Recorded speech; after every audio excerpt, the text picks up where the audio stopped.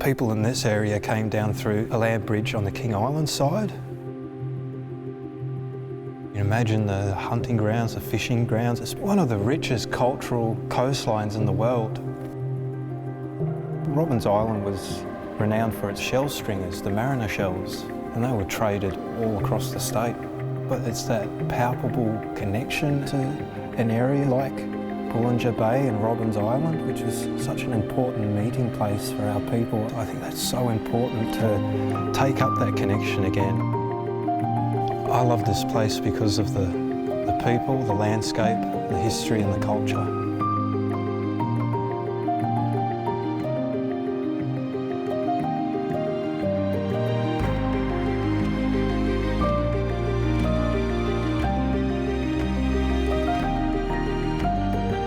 Tasmania has more wetlands per capita than any other state and territory in Australia. We have a lot of wetlands. And among the multitude of wetlands we have, this area, Bullinger Bay Robins Passage, is the most important.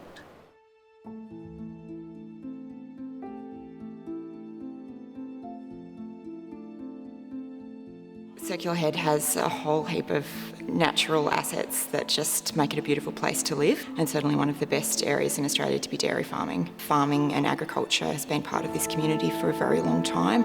I moved to Circular Head nearly 20 years ago and came here to work in the dairy industry and ended up meeting my husband, and we've been dairy farming for about 15 years now.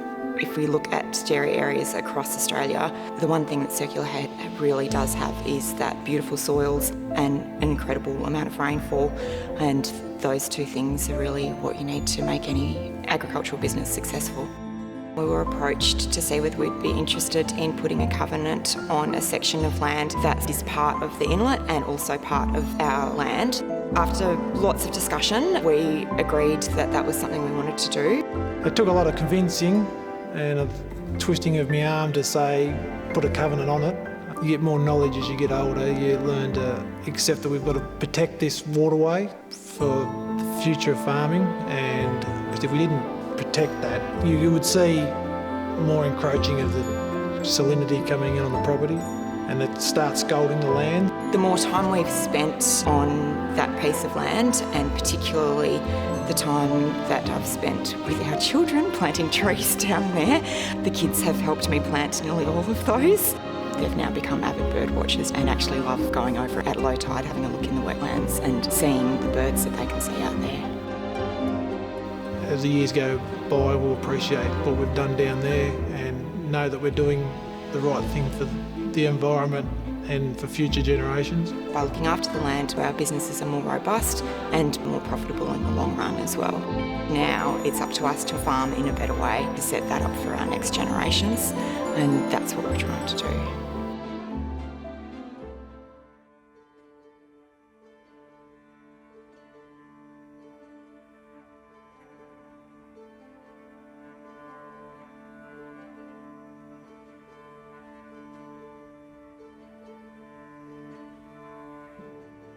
The ricegrass is an invasive weed that's come over from Europe, and it forms a very thick swathe, about knee high.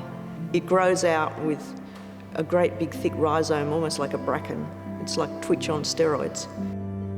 It completely covers in the estuaries. It means that the waded birds can't feed because they can't get through to the mud, but also it stops them from seeing their predators.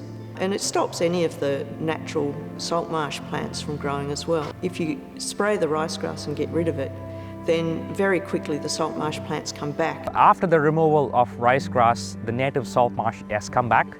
And with the native salt marsh, we've also seen hundreds and hundreds of fish coming back with the tides and being able to access the native salt marsh and feed there in quite high numbers. The wetlands are really rich ecosystems, and as with all ecosystems, there's a number of things that are happening there. You have the insects and you have the crabs, and the crabs are producing crab larvae, and the crab larvae is released at the incoming spring tide, and the fish come in to feed and gorge on the crab larvae. So studies been done looking at the gut contents of fish and what they've been eating, and you can see hundreds and hundreds of crab larvae being eaten by the fish when they come in with the high tide. So you can see that The production that's happening in the marsh and the thousands of crabs that are there in the marsh is supporting the fish, and the fish then goes out and you get the birds coming in and feeding on the fish, but also you have other fish, the bigger fish feed on the smaller fish, and indeed for recreational commercial fishers who catch those fish. You can see how what's happening in the marsh in terms of that productivity is being transferred further along the chain right up to our dinner plates. And that really gives you a sense of the vastness of the area and the power of nature in terms of what's happening there with thousands and thousands of gallons of water coming in with the tide, and along with it all the birds and the fish that completely transforms the area and gives you a sense of like you're in this remarkably productive place that really enriches you in terms of your own sense of who you are and your place in nature. It's a huge expanse. It's a very, very big area. It makes you feel so small. You're standing there with the great big sky above you and the great expanse of mudflats in front of you. It's a beautiful place to be. As the tide comes back in, you'll see the swans starting to come in with the water, and you'll hear the birds overhead as they move around and start going into their feeding areas. It's one of the most beautiful sounds I've ever heard. Our program covers about 120 kilometres of coastline. We're such a small group, but with dedication, we can really make a difference. It's mainly the fact that we can see such a good result that keeps us going. We think this is probably the most important environmental thing that we will ever do. So it's really important to have broad support both from the local community and from the rest of Tasmania for our project. We need other people to know what we're doing, and we need other people to agree with what we're doing.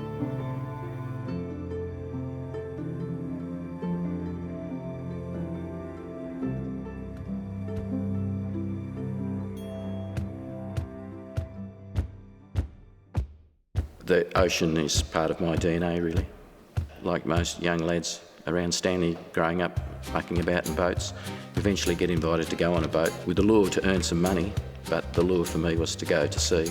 There's definite cycles out on the ocean. All the channels and bays around here are nurseries for juvenile fish. Little fish grow into big fish, and it's the start of the food chain. If you see the tide coming in at night, the water is alive with little fish and crabs all moving to feed under the safety of darkness. It's one of those things that once you see it, you'll never forget it. And you're just amazed at the variety of sea life that you don't normally see. That's a good sign. It shows the water and the bays are healthy.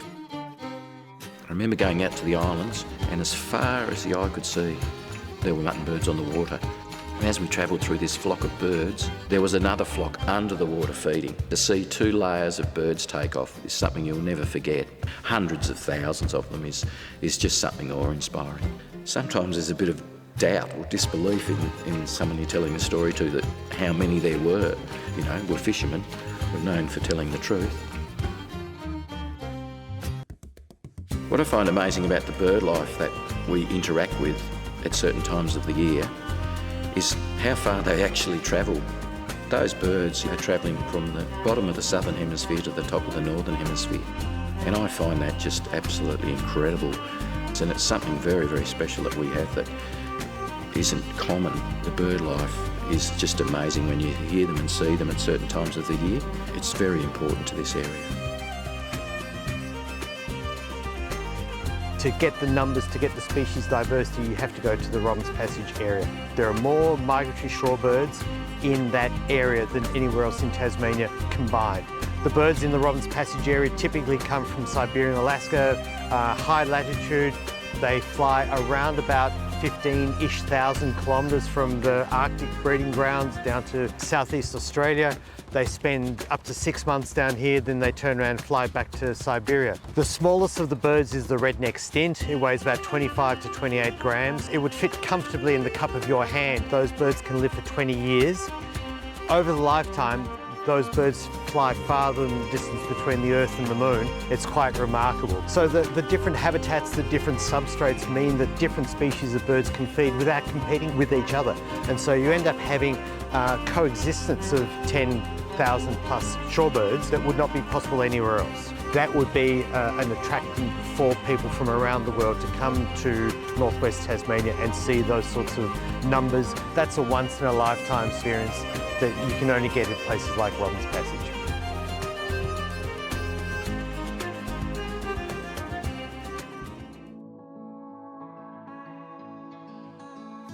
I'm proud to be a mayor of Circular Head because our community's proven over many years that when we need to be side by side and helping each other, we're there for each other. What we've got to offer is natural beauty.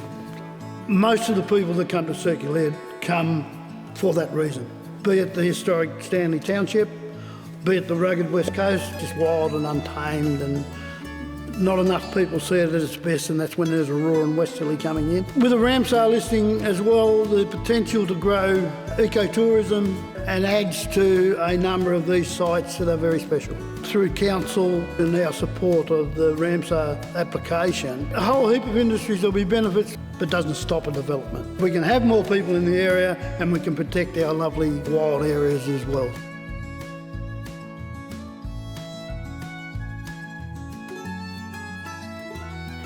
We've been going with this for 10 years now, and it's really important that we stick with it. We've had a lot of support and a lot of help. It's a really good story for showing what a small group of dedicated people can do. I don't know that you can ever put a price on being a good steward of your land. I think you have to be committed to what the future is going to look like, and also be committed to what you are willing to give as well. It's a really valuable resource. We need to become custodians of it and really care for it so that it's in the same condition or better when I move on from this earth for the next generation to appreciate.